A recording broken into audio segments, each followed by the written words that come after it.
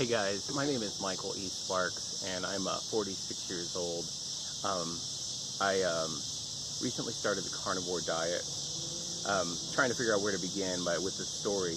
I'm just going to start with recently, and then maybe I'll work backwards from there. My goal behind this channel, which I will be updating periodically as I have new information to report, is to chronicle the Carnivore Diet for myself, and as well as possibly at some point chronicling it for my daughter that has multiple sclerosis. Recently, about a month and a half ago, I started feeling really sick, and I had a feeling in here that was like a scratchiness. I do yoga and pull-ups, and whenever I do pull-ups or cobra, it would get worse. I was perplexed by this. I had never had any sort of heartburn. I didn't know what heartburn felt like, really. I'd never really had it in my life, luckily. And, cutting to the chase, it ended up being a condition called GERD, possibly Silent Reflux or LPF. I'd never heard of any of these things. I went to a doctor. The doctor asked me a few questions and then said, I think you have asthma, and gave me an asthma inhaler. I said, why would I develop asthma at age 46? And she said, well, I think that's what you have. I was pretty much in denial about that, but around that time, I began to struggle to breathe, and it was very intense. I'm getting to the Carnivore Diet, by the way, in case you tuned into this to wonder about that. The channel is going to be all about the Carnivore Diet. It's just going to chronicle it, so I'm going to tell you how I got there. My chest got very tight right in the middle. Tend to be a pretty anxious person when it comes to my health. I thought maybe I'm having a heart attack, but I used to go to the emergency room in my 20s when I thought that I was having a heart attack. So I tried to resist doing that, and I was not having a heart attack, but something was going on. And my cousin, who's like a brother to me, who's 2 years older than me, recently died of lung cancer, and he was never a smoker. He 2 months ago died of lung cancer, and I started thinking, do I have lung cancer? Why is this burning? Full disclosure, I had been a pot smoker for the last 10 years, and I thought, I'd start doing some reading. Does marijuana cause lung cancer? And, I know it's a controversial topic. I actually know quite a bit about it, but yeah, unfiltered tar on your throat and lungs can cause lung cancer. So I'm not going to get into that here. That's not what this channel is about. But I thought, oh my God, did I just kill myself? So I went to a second doctor, and she said, I think you have asthma. Prescribed me another asthma inhaler. But she also said, I wanna give you a chest X-ray to see if you have lung cancer or pneumonia. All right. My cousin just died. I was totally terrified of this, but we did that, and my lungs were clear. Yeah, look at that, man. 10 years of smoking pot every single day. And lucky me. And but something was going on, and she said she thought it was asthma. So I took this albuterol inhaler, and things just got worse and worse and worse. I could breathe. Like, I spent 6 to 10 hours a day with the tightness, unable to get a full breath. I had them come out and clean our HVAC system in our house. I had our home checked for radon. I mean, I was trying to turn over every rock, trying to figure out what this was. And anyway, I looked up the symptoms for asthma, and yeah, I had them all. I had asthma. It was very clear. I mean, I was like down the checklist. I got them. So I was just like, well, what is causing this? I'm a dichotomy in the fact that I've been an athlete my whole life. I've worked out. I've done, just in the last 2 years, I've been a CrossFitter. I ran, but I've also always been fat. For 25 years, I've been fat. I'm 6 foot even, and I would hover between 240 and 260. And I'm not trying to say I ate a perfect diet or anything, but I ate better than everyone I knew. And I'd always been fat. So about a year ago, I got on keto, and I was on keto for about a year, and I probably lost 10 pounds and maintained it. I drink too much wine, kind of probably kicked myself out of ketosis occasionally, having, a little too many carbs, mostly in the wine.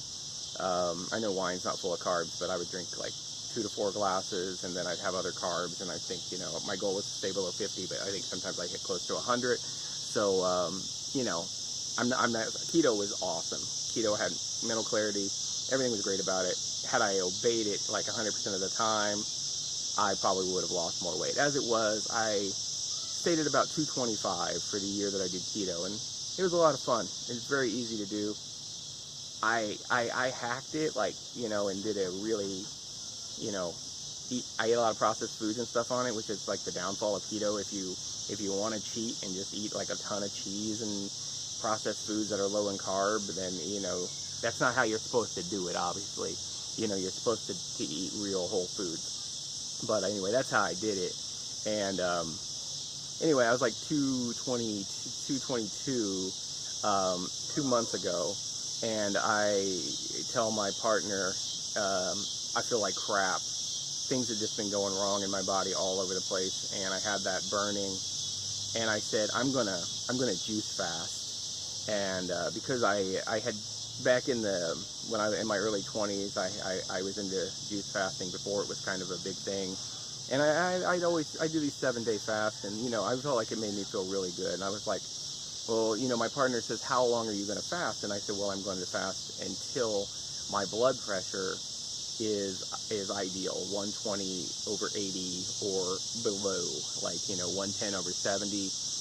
And I had been in my adult life believing, I'll say believing, because I'll get to that in a little bit. I would go to the drugstore about every 3 to 10 days and kind of check up on my blood pressure, and it was clocking in at like 150 over 100. You know, it freaked me out. So I avoided doctors, typical male, you know, idiotic thing to do, to just try to stay away from doctors. And but when I did go to a doctor, it'd come in about 130 over 90. And I'd say to the doctor every time, I do not want to be on blood pressure meds. I'm running, I'm doing yoga, I'm doing all this stuff. I'm watching what I eat. And the doctor would say every time, that's cool. You know, keep doing that. You're not in crisis territory. But the CVS, the drugstore machine always put me in crisis territory. So, well, here's what, you know, just real quick before I go on, don't use those to check your blood pressure. I've learned recently they are widely inaccurate. But, you know, whatever, it motivated me to juice fast, which seems like a good thing, right? And I was like, man, you know, I'm just like, when I go to do something, I don't mess around. And so, get out of here, cat. My cat keeps coming up here and trying to knock the tripod over. Anyway, so I go on a juice fast. Well, that ends up going 28 days. And I got sicker every damn day. I went to these 2 doctors in the midst of this fast, because I was getting sicker and sicker.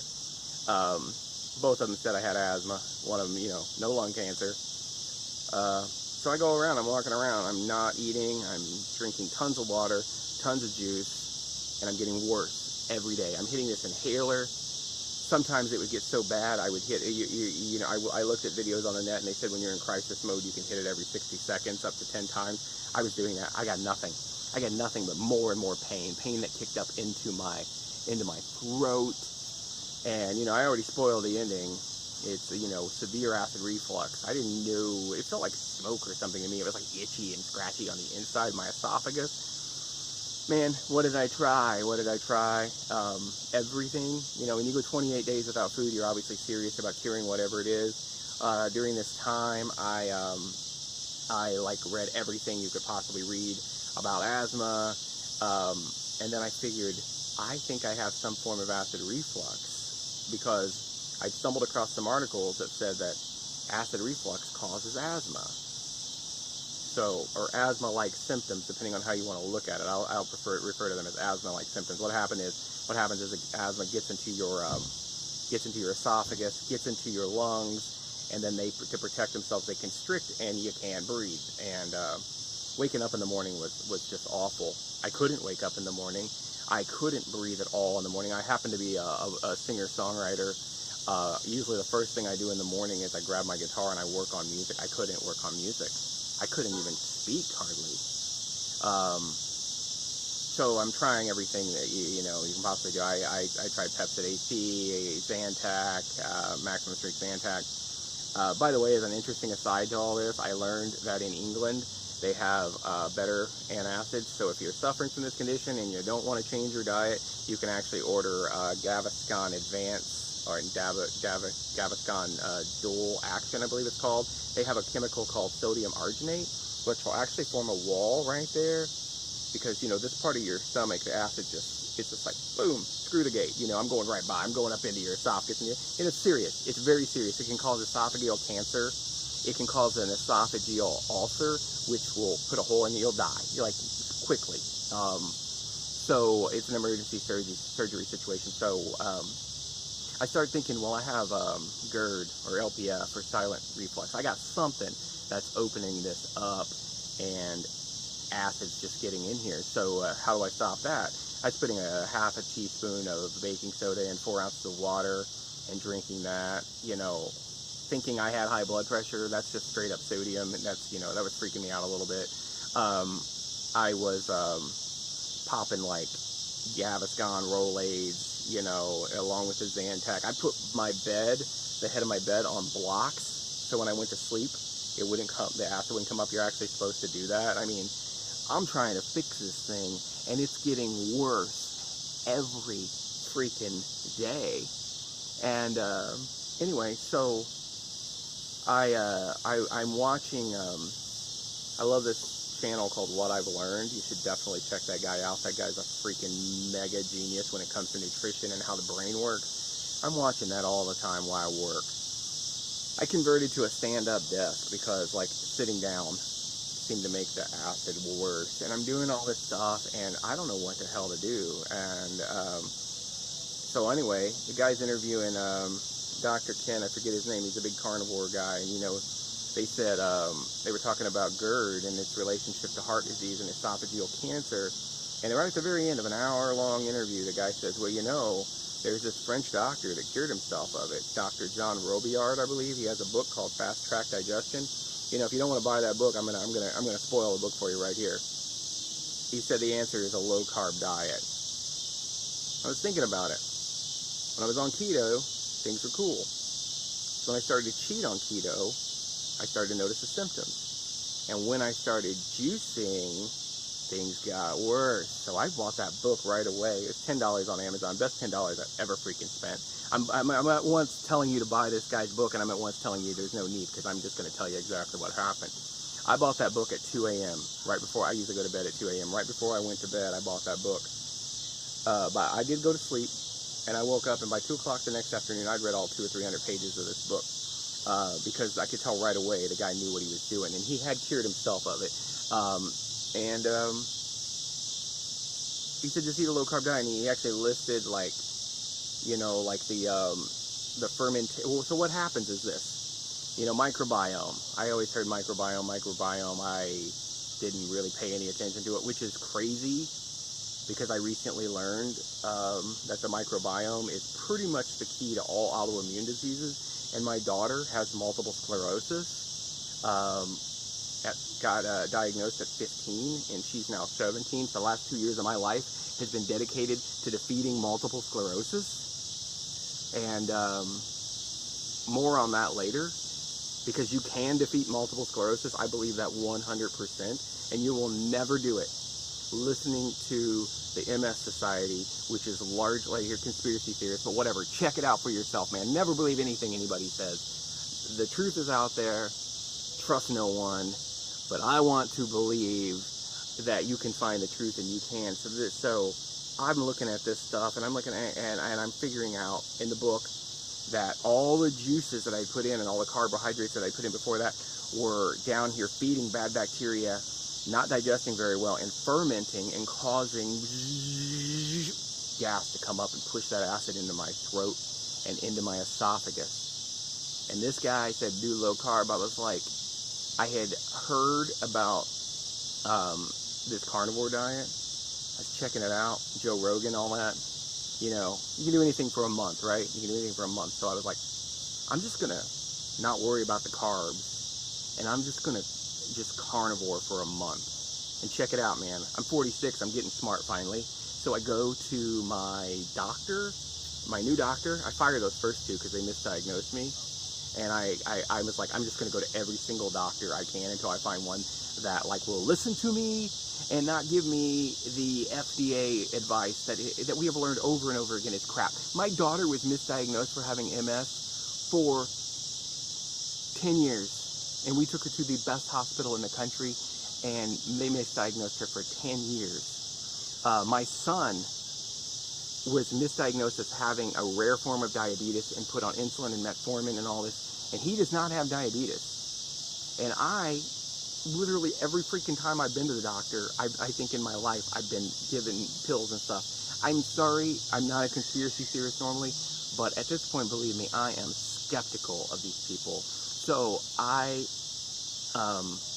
was like, I went to this new doctor and I said, hey, draw my blood, which they're actually going to do Monday. They drew it and there was an issue. I don't know, I don't get it, but they're going to give me a blood draw in it's Saturday in 2 days. I get up and I go first thing in the morning. I'm going to come back on here and I'm going to report all the numbers. I'm a week into this. Let me tell you, in 1 week, I noticed it in 2 days. It's all pretty much gone. I feel a little bit in there now. I think that's probably just residual damage that will heal over time of not having the acid back in there. The wheeze is gone.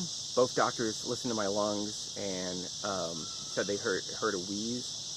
So I'm learning the carnivore diet. You know, this thing is a lot more complicated than what you think. It's not just eat meat and eggs.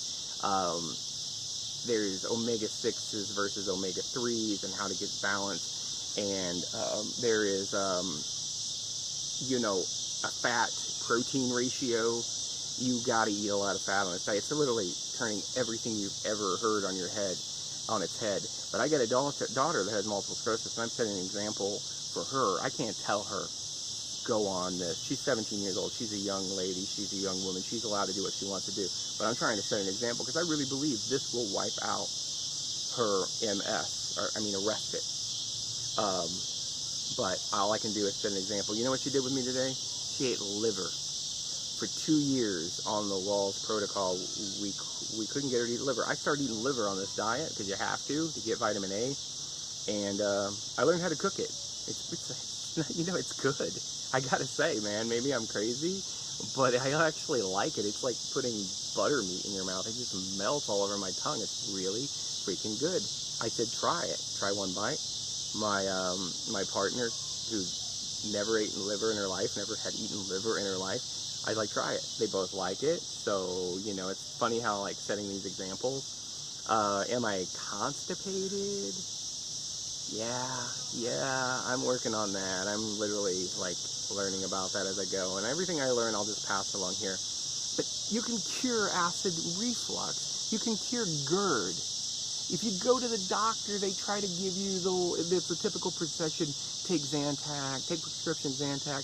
Freaking take these antacids, you know, which a lot of them have aluminum and stuff in them, and you know, we know what that does. That's ridiculous. And then if that doesn't work, and it won't, then they give you a PPI, a protein pump inhibitor. You can look that up for yourself. What that does is that kills all the acid. Yeah, your GERD will go away, and then you will absorb no nutrients into your body, and you will get sick, and it increases your risk of death by 25%. So I went through all this trouble to learn this stuff. I mean, I was studying it for like, you know, 4 or 5 hours a day, every chance I got. I went from being like, study multiple sclerosis all the time to like, if I'm dead, nobody's going to be able to just study multiple sclerosis. So I switched it over to study what the hell is going on with me. And I stopped eating carbohydrates and I stopped eating fruits and vegetables, which even sounds crazy to me now. And it went away. And I've got mental clarity. And, I'm able to get up in the morning again. It's not perfect. I'm a week into it. I've still got some residual scarring of my lungs or whatever. But I can breathe. I can breathe really well again for the first time in 2 months. And I believe wholeheartedly from everything I've studied about this that that all I have to do is perfect the diet. I have to learn that, and I'm learning it right now. Like I said, man, when I study something, that's my life. And right now, I mean, I'm going to the grocery every day trying to apply what I've learned, and I just got to get my fat up, keep my water up. I couldn't have coffee. It was like my favorite thing to have a cup of coffee in the morning. I couldn't have coffee for like 2 months. I can have a cup of coffee in the morning now. I can feel a little bit of acid in there. Not worried about it. Oh yeah, in case you're, the best thing I found for this freaking awful condition, if you tuned into this and you're like, well, that's great, but I'm just not going to go on an all meat and egg diet or whatever. Chew gum, man. Like seriously, I learned that from a pregnancy forum. Out of everything that you can ever do to stop that acid, just chewing gum, just wash it. And you know what? It has some other side effects. You'll notice when you're chewing gum, you're concentrating more. It's actually been proven to help you concentrate. And specifically, you just don't chew any kind of mint gum. That actually can make it worse. Chew either cinnamon or a fruit-flavored gum. If you really want to take it to the extra level and you want to spend the money, you can get baking soda gum, sodium bicarbonate gum, which even helps even more. I never did that. I literally just chewed Wrigley's. It's cheap. It helped more than anything else. Anyway, so I'm 7 days into this. Oh yeah, and by the way, fat is just dripping off my body. I've been fat my entire life. Fat is just coming off. It's freaking crazy. I'm not dieting. I'm eating all the time. You know what? I'm not eating all the time. To be completely honest, I'm doing intermittent fasting with carnivore. So my schedule is I'm 16 hours off food, 8 hours. I'm freaking eating ribeyes and freaking eggs and shouldn't eat bacon. I just learned because it's got a lot of omega-6s in it. So, but I was eating a lot of bacon, whatever. Anyway, guys, my intent was to impart this in case you are like me and you were suffering from GERD. Try it for a week. Try the carnivore diet for a week if you were suffering the way I was, and then you will want to do it for another week. And it's not a permanent thing. Once you starve the bad bacteria in your microbiome, then you can go back and eat other foods. But check it out. Reintroduce it one food at a time. So I recently had some broccoli, very low carb. And I wanted to try it out. I was totally fine. I made some eggs. I diced up some portobello mushrooms in there. Totally fine. Next day I diced up some green pepper in there. Totally fine. The next night I had cauliflower and a little bit of red pepper with my meat because I'm just trying out and see what I'm allergic to. And I got sick. I got a headache. My teeth started to hurt, which when I get like allergic reaction, my sinuses will make my teeth hurt. So it was either the red pepper or the cauliflower. Can you imagine that? Cauliflower? Like, I mean, it's the healthiest thing in the world, right? Not for everybody. Can we finally admit that not everybody has the same dietary needs? I was a vegetarian for 10 years. I don't like killing animals, but I don't like killing me. I don't like killing me, man. I got to take care of my kid. I got to beat multiple sclerosis, man, because the doctors sure as fuck are not going to do it. So do I have an ethical dilemma with it? Yeah, so I'm trying to make sure I get animals that are treated well. And that's a whole other thing, and we'll talk about grass-fed and free range and all that stuff later. But I just wanted to impart this today. Hey, I know everybody says this, and I hate to say it, but like if you're interested in this journey or whatever, hit the subscribe and then hit that little bell so when I come at you again, you'll be able to hear about it, because I think this is amazing, and I'll be your fucking guinea pig. I will be your guinea pig, and and then if you believe in it with me, and I'm going to show you my stomach right now, so you'll be able to see it. I'm not freaking Matt Damon or Ben Affleck. I mean, I'm like a normal 46-year-old guy. So here's what we're dealing with. Gonna put my tippy toes there. That it was out to here. It was out to here. So I'm all about being vulnerable and body positive for everyone else, so I got to be that way for myself as well. So that's my flab, and there's less of it, like noticeably, like every 3 days or whatever. So I don't know, man. I think we're on to something here. Hey guys, I hope this helps you. Thank you so much for listening to me ramble on. I really appreciate it. Love you. Mwah.